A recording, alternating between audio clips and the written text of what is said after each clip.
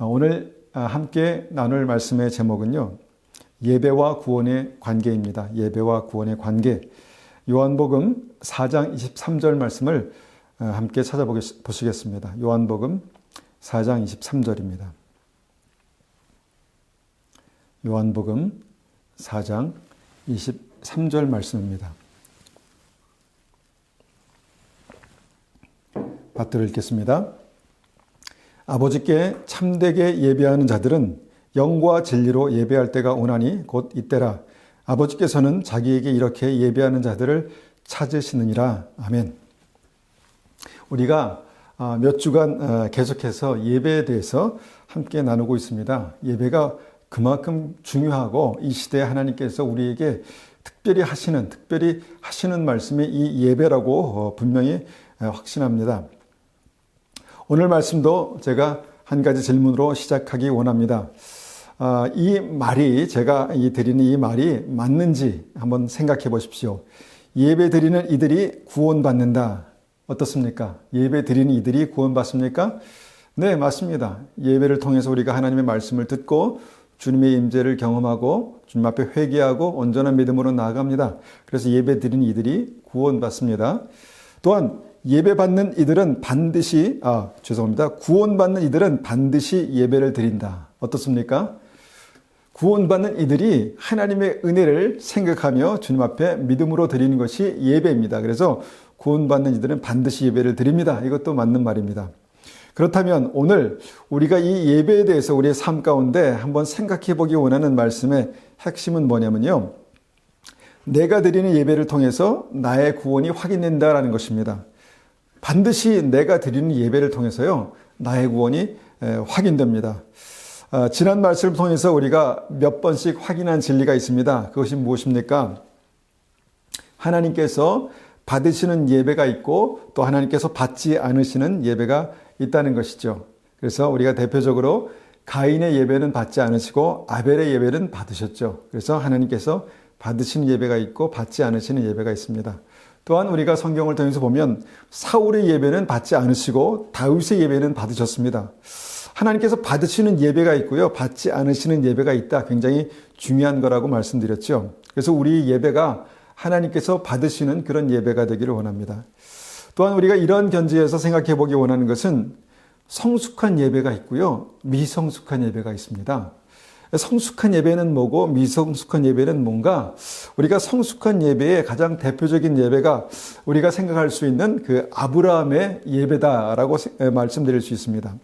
아브라함의 가장 성숙한 예배가 무엇이었습니까? 성경에서 아브라함 인생의 가장 하이라이트에서 드린 그 예배, 바로 이삭을 예물로 드린 예배였습니다. 그때 하나님께서는 아브라함에게 이제 내가 나를 경외하는 줄 알겠다라는 굉장히 귀한 믿음의 어떤 확증을 주셨습니다. 또한 무슨 예배가 있을까요? 바로 예수님의 십자가입니다. 예수님의 십자가는 우리의 죄를 대속하신 하신 그 장소이기도 하지만 예수님께서 자기 자신을 거룩한 산제사로 드린 거룩한 예배였다라고 우리가 볼 수 있습니다. 그래서 그 예배를 통해서 우리가 어떻습니까? 성소와 지성소를 나누는 거룩한 휘장이 갈라집니다. 예수님께서 그 십자가에서 다 이뤘다 말씀하시고 그 성소의 휘장이 이제 둘로 갈라지죠. 그래서 예배자가 거룩한 지성소의 그 문을 열게 됩니다. 그러니까 예배하는 그 예배를 통해서 우리가 이전에는 막혔던 그 거룩한 지성소의 문에 믿음으로 들어갈 수 있는, 예수 그리스도를 통해서 믿음으로 들어갈 수 있는 예배의 문이 활짝 열린 것이죠. 이것이 성숙한 예배입니다. 그러면 미성숙한 예배는 뭔가? 여러분, 그 이사야 말씀을 읽다 보면 너희가 성전 마당만 밟는도다 라고 말씀하시는 그런 말씀이 있습니다. 그러니까 성전 마당만 밟는다라는 그 의미가 그 예배가 헛된 예배, 어떻게 보면 미성숙한 예배다라고 그렇게 말씀하신 것이죠. 그것이 이제 이사야서 1장 11절 말씀입니다. 이사야서 1장 11절 말씀을 제가 쉬운 성경으로 한번 천천히 찾아서 읽어보겠습니다. 이사야서 1장 11절 말씀입니다. 여호와께서 말씀하신다. 나는 너희가 바친 이 모든 제물을 바라지 않는다. 이제는 너희의 수량 번제물과 살찐 짐승의 기름이 지겹다. 수송아지와 양과 염소의 피도 반갑지 않다. 12절입니다. 너희는 나를 만나러 오지만 누가 너희들로 이렇게 들락달락하며 내 마당만 밟으라고 했느냐. 13절입니다. 다시는 헛된 제물을 가져오지 마라. 너희가 태우는 향이 역겹다. 너희가 초하루 축제일과 안식일과 특별절기에 모이는 것도 참을 수 없고 거룩한 모임에 모여서 악한 짓을 하는 것도 견딜 수 없다. 이런 예배가 있다는 것이죠. 이런 예배가 있습니다. 주님께서 지겹다, 반갑지 않다. 너희는 나를 만나러 오지만 너희는 그냥 그저 앞마당, 예배당의 앞마당만 밟을 뿐이다 라고 말씀하시는 예배가 있다는 것입니다. 참을 수 없고 견딜 수 없다 말씀하시는 예배가 있다는 것이죠. 이런 예배를 우리는 미성숙한 예배다라고 그렇게 생각해 볼 수 있습니다. 예배는 드리지만 하나님께서 받으실 수 없는, 하나님께서 정말 지겹다라고 말씀하실 수 있는 예배가 있다는 것이죠. 우리가 이런 것을 생각할 때에 우리가 어떻게 하면 하나님께서 받으시는 온전한 예배를 드릴 수 있을까? 이 예배가 우리의 삶 가운데 어떻게 정말 하나님께서 흠양하시는 기뻐 받으시는 예배가 될 수 있을까를 우리가 고민해 봅니다. 그러면 하나님께서 받으시는 예배는 어떤 예배인가? 오늘 본문 요한복음 4장 23절을 다시 한번 제가 읽어보겠습니다. 요한복음 4장 23절입니다. 아버지께 참되게 예배하는 자들은 영과 진리로 예배할 때가 오나니 곧 이때라. 아버지께서는 자기에게 이렇게 예배하는 자들을 찾으시느니라. 예, 그렇습니다. 하나님께서 받으시는 예배는요, 영과 진리, 그러니까 신령과 진리, 성령과 진리로 예배드리는 예배다 이렇게 말씀하십니다. 그러니까 말씀과 찬송만 있으면 되는 것이 아니라 영으로 드리는 예배, 또 하나님의 진리로 드리는 예배가 하나님께서 받으신 예배다라고 말씀하는 것이죠. 그리고 또한 우리가 지난주에 봤던 로마서 12장 1절 말씀도 하나님께서 받으시는 기뻐하시는 예배가 뭔가에 대해서 말씀하시는데요. 우리가 이제 로마서 12장 1절 말씀도 한번 찾아서 읽어보겠습니다. 로마서 12장 1절입니다.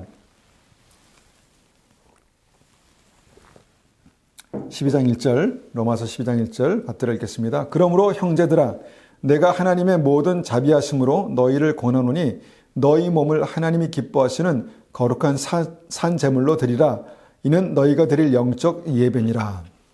자, 영과 진리로 드린 예배가 뭐냐? 그것은 우리를 하나님께서 기뻐하시는 거룩한 산 제물로 드리는 것이다. 마치 구약 제사를 연상하게 하죠. 그것이 예배의 시작이었으니까요. 그래서 우리 자신을 하나님께서 기뻐하시는 거룩한 산 제물로 드리는, 거룩한 산 제물로 드리는 예배가 하나님께서 받으실 영적 예배다, 영으로 드리는 예배다라고 말씀하는 것이죠. 어떻게 보면 이 단어들이 굉장히 중요하지만 조금 추상적인 면이 있습니다. 그렇다면 우리가 어떻게 영과 진리로 또 거룩한 산 제물로 하나님께서 기뻐 받으신 영적 예배로 우리의 예배를 드릴 수 있을까? 한번 우리가 고민해 보기 원합니다. 나의 예배가 이렇게 하나님 앞에 드려줄 수 있다면 이 예배를 통해서요, 우리는 살아계신 하나님을 만나고 이 예배를 통해서 나의 구원을 경험하고 나의 구원을 확증하게 된다는 것입니다. 우리가 이제 이 구원에 대해서 생각해 보면서 떠올릴 수 있는 말씀이 히브리서 3장과 4장의 말씀입니다. 이 히브리서 3장과 4장의 말씀은요, 구약의 구원과 신약의 구원이 만나는 것입니다.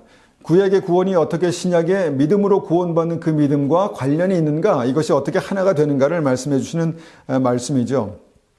3장과 4장에는요, 특별히 이스라엘 백성들의 출애굽 과정이 나와 있습니다. 그래서 그 출애굽해서 가나안에 들어가는 이 과정이 우리가 믿고 구원받는 과정과 같다라는 것을 말씀하시죠.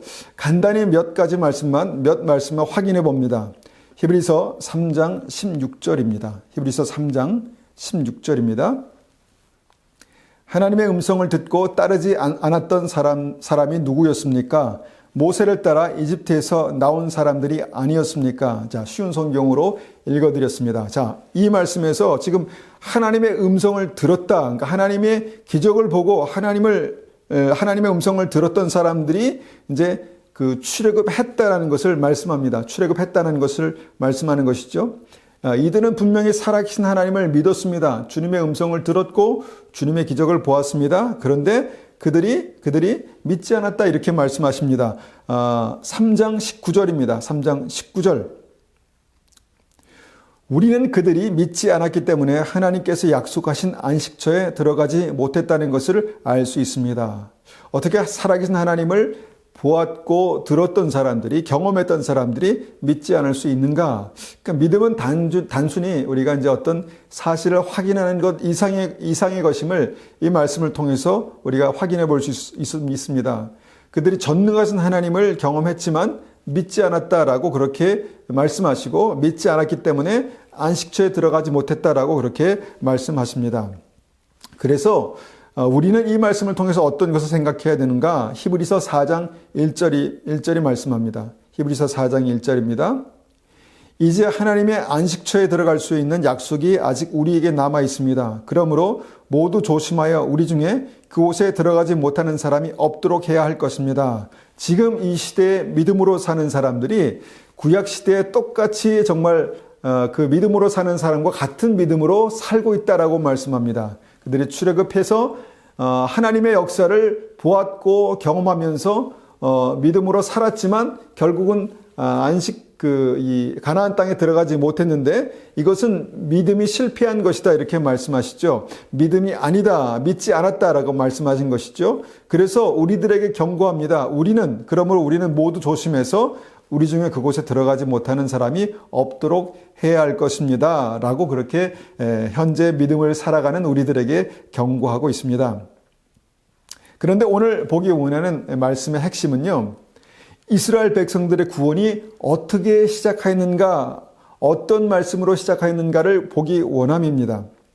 이스라엘 백성들의 구원, 이 출애굽과 가나안에 들어가는 이 구원의 역사가 하나님의 어떤 말씀으로 시작되었는가, 이 출애굽기를 읽어보면요 반복되는 말씀이 있습니다. 그 중에 출애굽기 8장 1절 말씀을 한번 제가 받들어 읽겠습니다.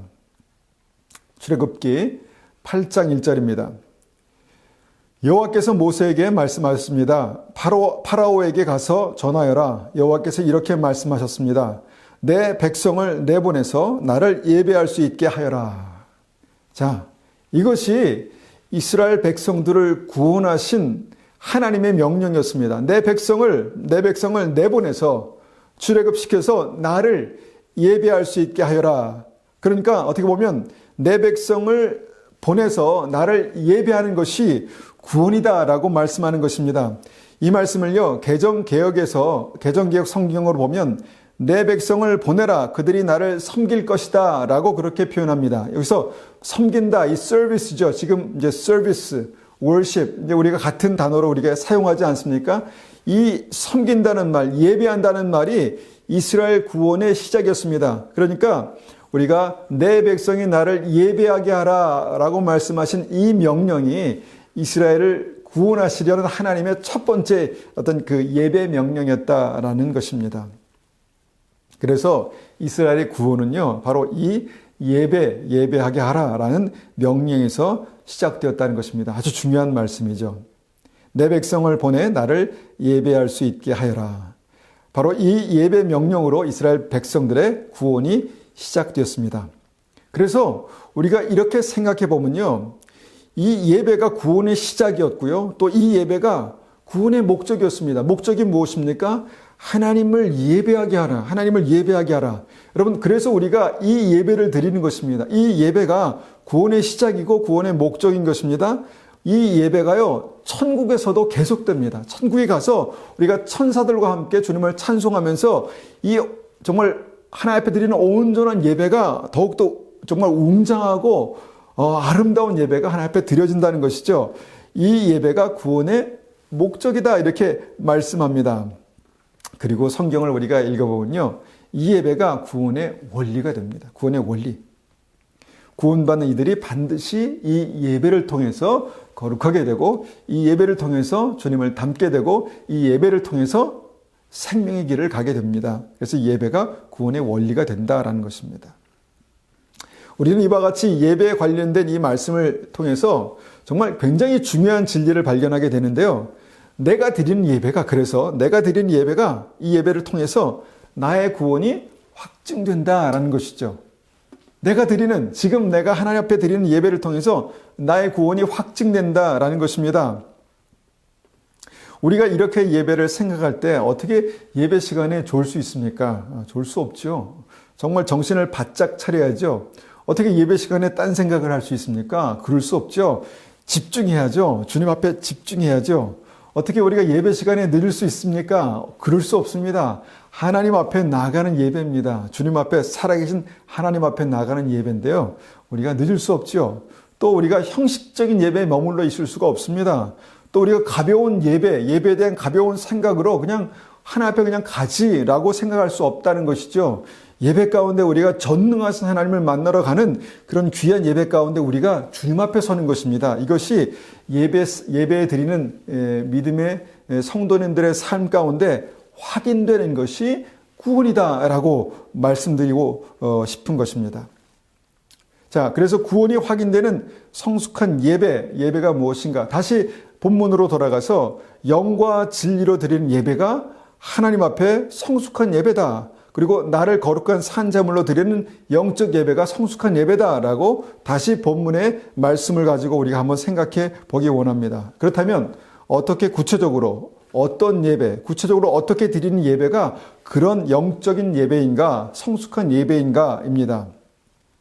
오늘 말씀을 통해서 우리가 몇 군데의 말씀을 볼 텐데요. 이 말씀을 통해서 성숙한 예배의 핵심, 성숙한 예배의 키워드, 이것을 한번 찾아보기를 원합니다.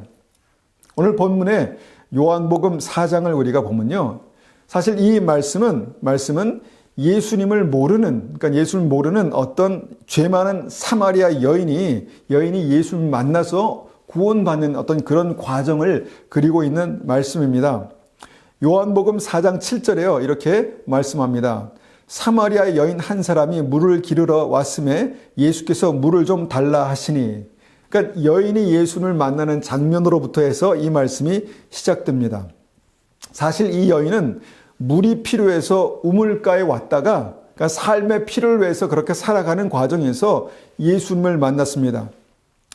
우리의 삶 가운데 보통 이것이 믿음의 시작이 되죠. 우리의 삶의 필요 때문에 어떻게 하다가 이제 교회에 나오게 되고 복음을 듣게 되고 하나님을 만나게 되죠. 그런데 예수님은 그냥 단지 물이 필요해서 우물가에 나와 예수님을 만난 이 사마리아 여인에게 아주 귀한 것을 소개하십니다. 그것이 뭐냐?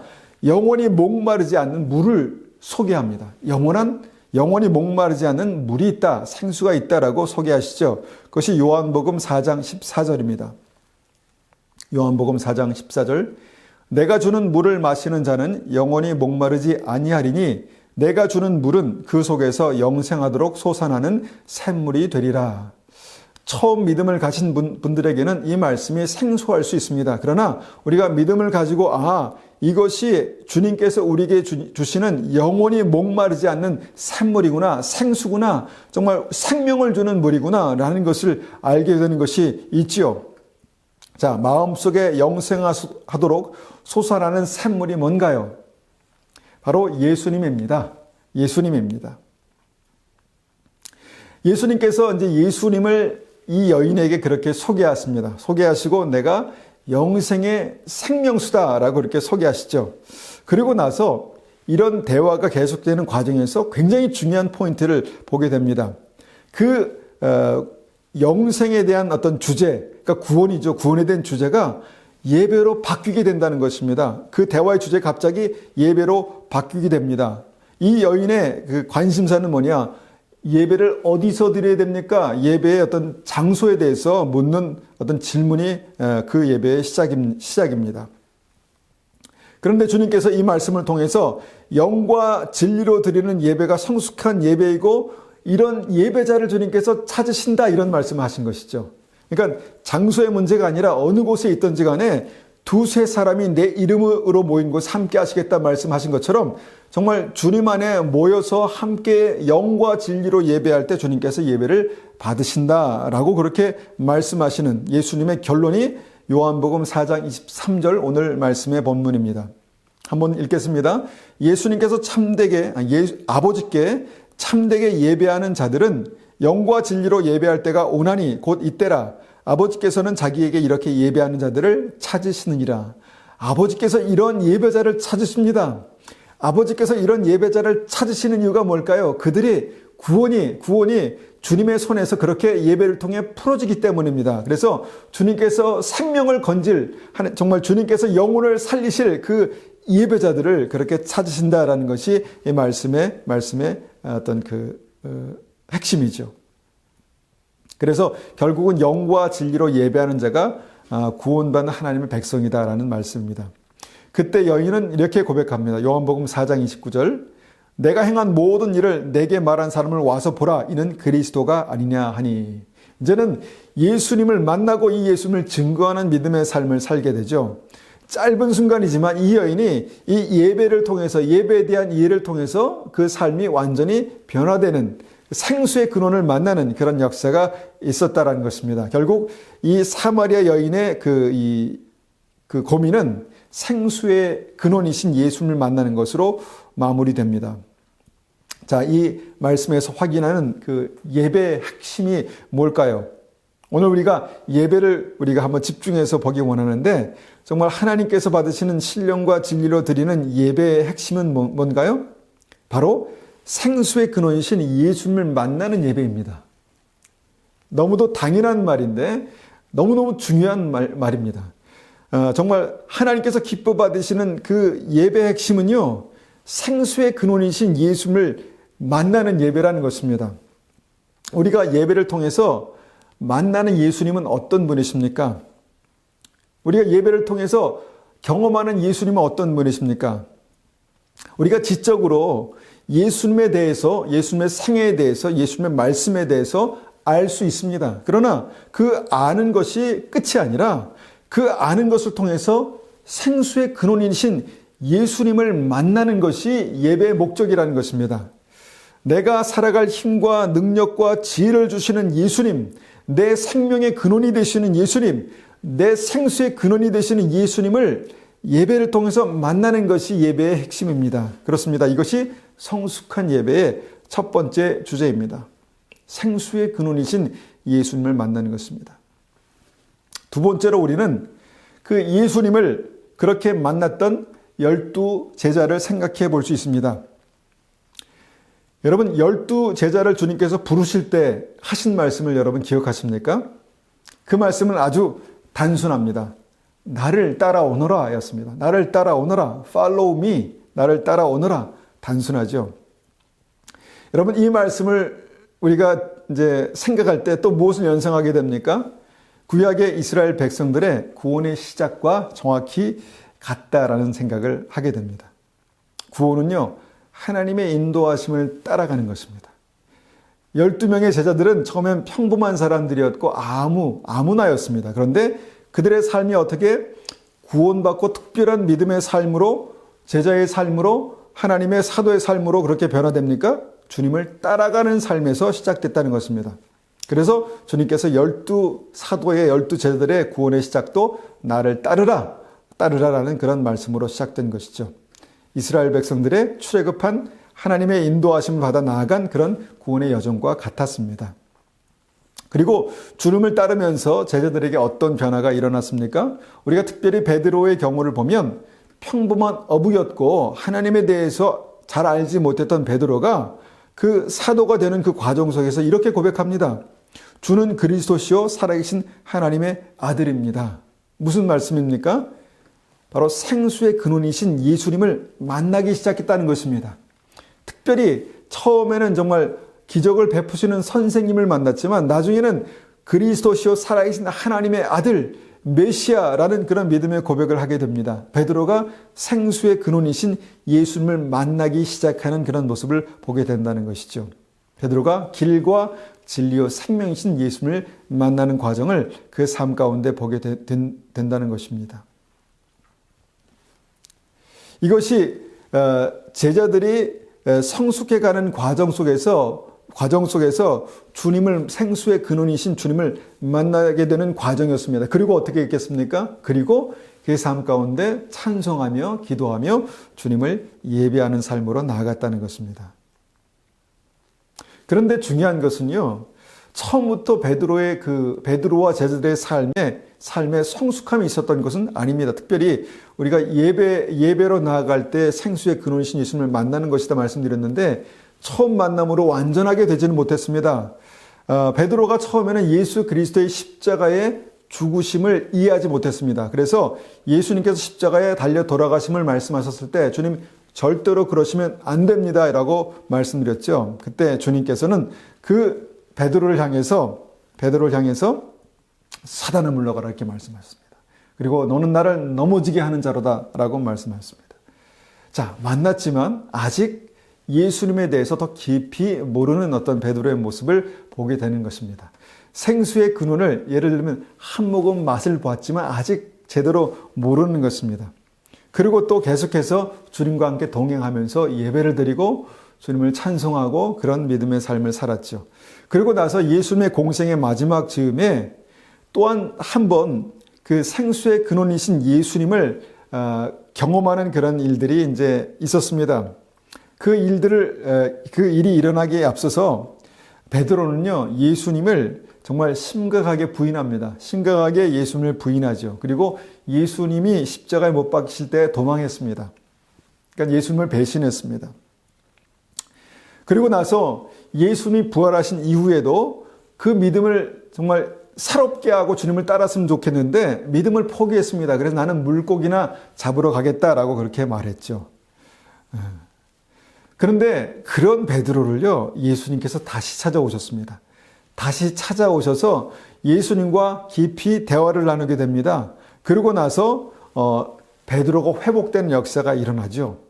그 회복되는 역사에 그 예수님과 베드로 사이에 오가는 대화의 주제가 무엇이었습니까? 주제가 무엇이었습니까? 바로 네가 나를 사랑하느냐였습니다.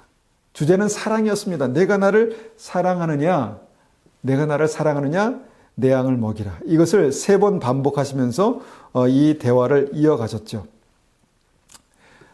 마지막 순간 정말 모든 것을 다 포기하고 그 믿음에서 돌아서는 그 베드로를 찾아오셔서 다시 만나주셨는데, 그때 베드로가 만났던 예수님이 어떤 예수님입니까? 생수의 근원이신 예수님이 어떤 분이십니까? 바로 사랑의 예수님이시라는 것이죠. 사랑의 예수님. 정말 이 사랑의 예수님을 만난 다음에 베드로는요, 어부에서 제자로, 제자에서 사도로 그렇게 변화가 되죠. 성숙한 예배자가 된다는 것입니다. 성숙한 믿음의 사람이 된다는 것이죠. 이런 성숙한 변화의 키워드, 가장 베드로의 인생 가운데 중요한 순간에 이 키워드가 뭐냐? 바로 사랑입니다. 예수님의 사랑. 베드로는요, 예수님, 생수의 근원이신 예수님의 가장 깊은 그 생명샘물을 마시게 되는데 그것이 바로 사랑이었습니다. 생수의 근원이신 예수님을 정말 중요한 순간에 다시 마시게 된다는 것입니다. 예수님이 포기하지 않으시는 그 사랑을 맛보았습니다. 예수님의 끝까지 믿어주시는 사랑을 맛보았습니다. 생수의 근원이신 예수님을 맛본 것이죠. 그러고 나서 베드로의 삶이 어떻게 됐습니까?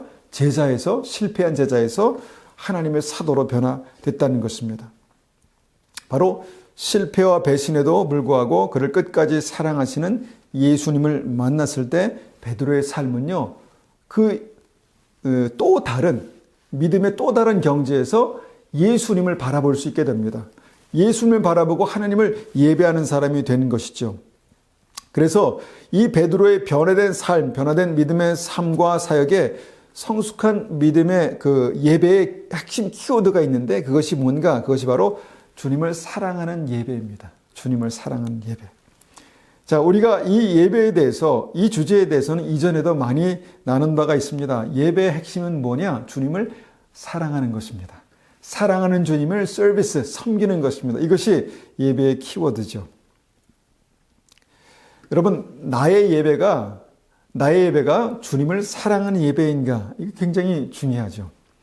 굉장히 중요합니다. 내가 하나님 앞에서 예배 드릴 때 주님을 사랑하는 예배를 어떻게 드릴 수 있을까? 내 예배가 하나님을 사랑하는 예배가 될 수 있을까? 내가 주님을 사랑함으로 서비스하는 예배가 될 수 있을까? 이거 굉장히 중요합니다. 그렇게 돼야 합니다. 그것이 주님을 사랑하는 예배가 성숙한 예배이고요. 그것이 구원의 확증이라는 것입니다. 쉽지는 않습니다. 여러분, 특별히 초신자들에게, 믿음을 처음 시작하는 분들에게 어떻게 예배를 드리면서 주님을 사랑하는 예배를 드릴 수 있을까? 물론 그런 고민은 할 수 있지만 그렇게 되기는 쉽지 않습니다. 그러나 믿음으로 한 걸음 한 걸음 나아갈 때 베드로가 실패 가운데 변화되어서 정말 어부에서 제자로, 제자에서 사도로 변화된 것처럼 우리도 예배 가운데 그렇게 될 수 있습니다. 그리고 가장 그 변화의 핵심에서 만난 예수님은요, 그럼에도 불구하고 나를 사랑하시는 예수님, 생수의 근원 되신 예수님의 핵심 키워드 사랑입니다.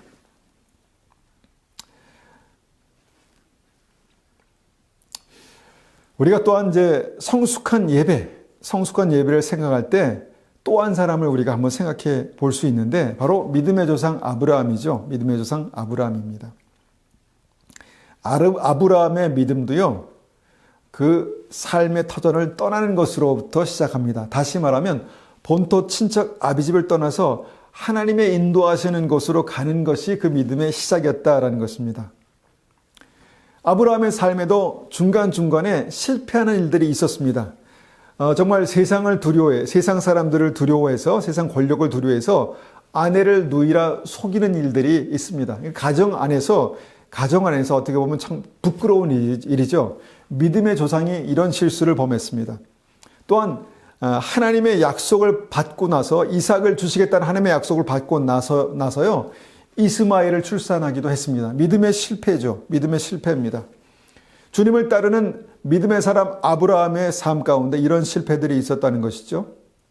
그런데 그 믿음이 그런 실패를 통해서 극복하고 그 실패를 극복하는 과정을 통해서 믿음으로, 온전한 믿음으로 그렇게 완성되는 어떤 그런 장면이 나옵니다.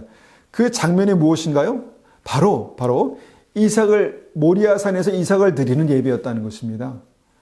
모리아산에서 이삭을 드리는 이 예배로 말미암아 하나님께서는 아브라함의 믿음이 온전함을 확증해 주셨습니다. 아브라함의 믿음이 온전함을 확증해 주셨다는 것이죠. 내가 이제야 하나님을 경외하는 줄 아노라라고 말씀하셨다는 것입니다. 아브라함이 이 모리아산에서 이삭을 드린 예배는요, 그냥 단순히 아들을 희생 제사로 드린 예배를 뛰어넘어서 하나님 앞에 드리는 완전한 예배였습니다. 완전한 예배. 하나님께서 그 아브라함의 믿음을 완전하다 말씀하시고 그 완전한 예배를 받으시는 그 핵심 키워드가 뭔가 우리가 한번 생각해 봤죠. 아브라함이 하나님 앞에 온전한 예배를 드렸던 이 핵심 키워드는요, 바로 순종입니다. 순종. 그 아들을 드리는 순종. 정말 이해가 안 되는 상황에서 하나님의 말씀에 순종하는 그 순종으로 드린 예배가 하나님께서 기뻐 받으시는 예배였다라는 것입니다.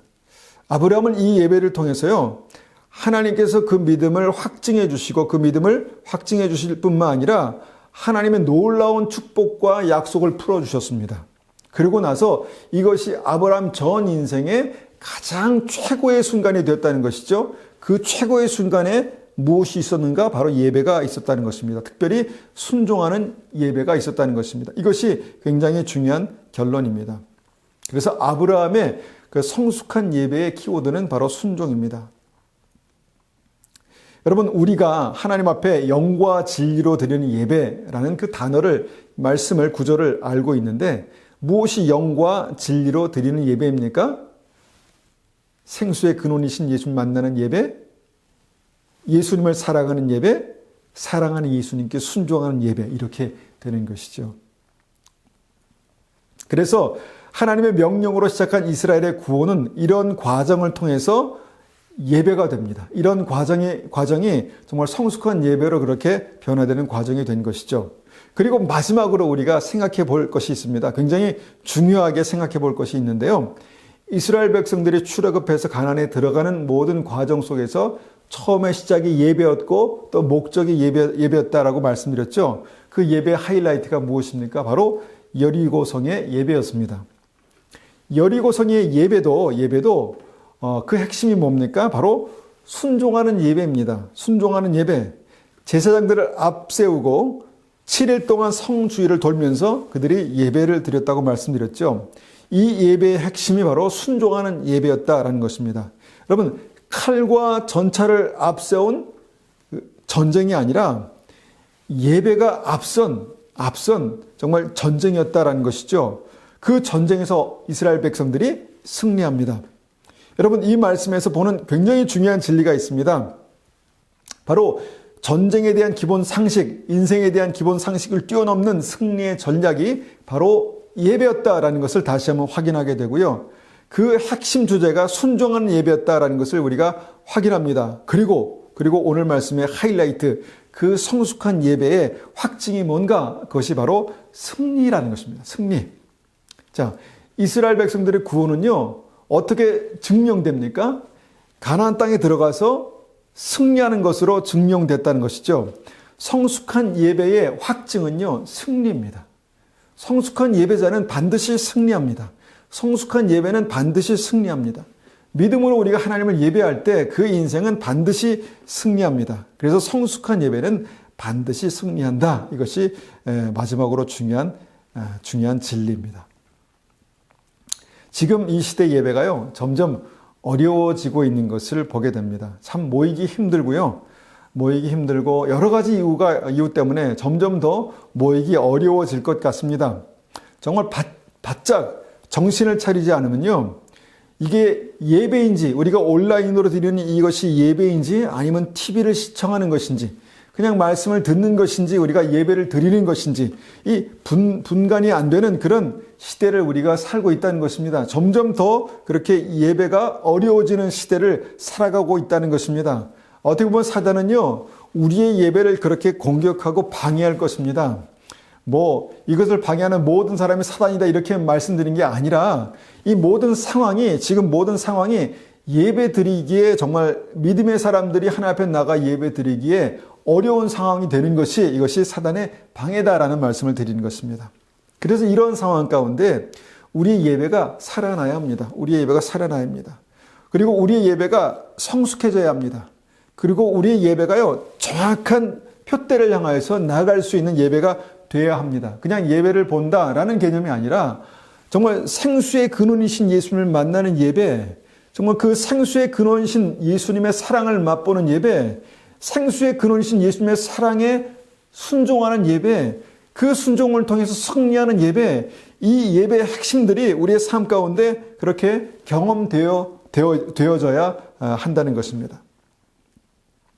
하나님께서 기뻐 받으신 예배를 우리가 드리길 원하고요. 우리가 하나님 앞에서 기뻐 받으시는 영적인 예배, 영과 진리로 드리는 예배, 나를 산 제물로 드리는 영적인 예배의 핵심을 다시 한번 정리하면서 말씀을 마무리하기 원합니다. 첫 번째, 생수의 근원이신 예수님을 만나십시오. 예배를 통해서요, 우리가 정신을 바짝 차리고 집중해야 되는 것은 생수의 근원이신 예수님을 말씀을 통해서, 찬송을 통해서, 기도를 통해서 만나야 합니다. 어떤 방법으로 드리든, 우리가 대면 예배를 하든 온라인 예배로 드리든 어떤 방법을 통해서 우리가 예배 드리든 집중해서 간절한 마음으로 주님을 찾을 때 생수의 근원이신 예수님을 만나게 될 것입니다. 또한 생수의 핵심이 무엇인가? 정말 우리가 다시 한번 정말 모든 그 상하고 찢기고 무너진 것을 회복하는 하나님의 온전하신 사랑입니다. 하나님 끝까지 사랑하십니다. 끝까지 사랑하십니다. 정말 하나님께서 정말 끝까지 사랑하셔서 베드로도 회복되고요, 제자들도 회복되고 다윗도 회복되고 다시 주님 앞에 예배자로 설 수 있었습니다. 그 생수의 근원, 하나님의 사랑을 맛보아 아는 그런 예배가 되기를 원합니다. 우리를 사랑하시고요, 그 사랑으로 우리를 회복하시기 원하십니다. 그 사랑으로 우리를 구원하시기 원하십니다. 그 사랑의 생명수를 정말 마시는 그런 예배자가 되시기를 축원합니다. 세 번째, 성숙한 예배는요, 그 사랑에 순종하는 예배자입니다. 하나님의 생명을 주시는 사랑에 순종하는 것이 바로 또 다른 생명을 일으키는 하나님의 능력이 되는 것입니다. 아브라함이 순종함으로 드렸던 예배가 믿음의 하이라이트가 된 것처럼 우리가 순종함으로 드리는 예배가요, 우리의 모든 것을 다시 회복하고 살리고 또 하늘문을 여시는 하나님의 놀라운 생명의 통로가 될 것으로 확신합니다. 마지막으로 우리가 드리는 이 예배가 하나님께서 받으시는 예배라면 우리는 우리의 삶 가운데 반드시 승리할 것입니다. 우리의 기도는 응답될 것이고요. 우리의 믿음의 여정에서 풍성한 열매가 맺힐 것입니다.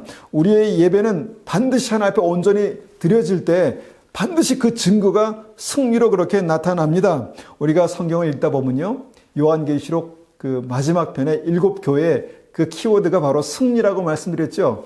승리가 구원입니다. 이 승리가 어디로부터 옵니까? 예배의 온전한 예배로부터 승리가 온다는 것을 우리가 잊지 말아야 합니다. 우리가 이 예배, 이 마지막 때를 살아가는 우리가요, 이 예배의 중요성을 알아야 합니다. 그냥 우리가 예배 참석하기 위해서, 예배 드리기 위해서 우리가 이 말씀을 기억하는 것으로는 부족합니다. 우리가 살아나기 위해서, 우리가 힘있게 주님 앞에 믿음으로 살아나기 위해서 우리가 이 말씀을 붙들고요, 정말 하나님 앞에서 이 예배가 회복되고 이 하나님의 약속과 진리가 회복되고 풀어지는 그런 은혜가 우리의 삶 가운데 있기를 간절히 축원합니다. 우리가 이 말씀을 가지고 한번 같이 기도할 때 주님께서 우리의 삶의 예배를 회복하시고 우리가 하나님께서 기뻐 받으시는 그런 예배자가 되기를 간절히 원합니다. 한번 같이 기도하시겠습니다.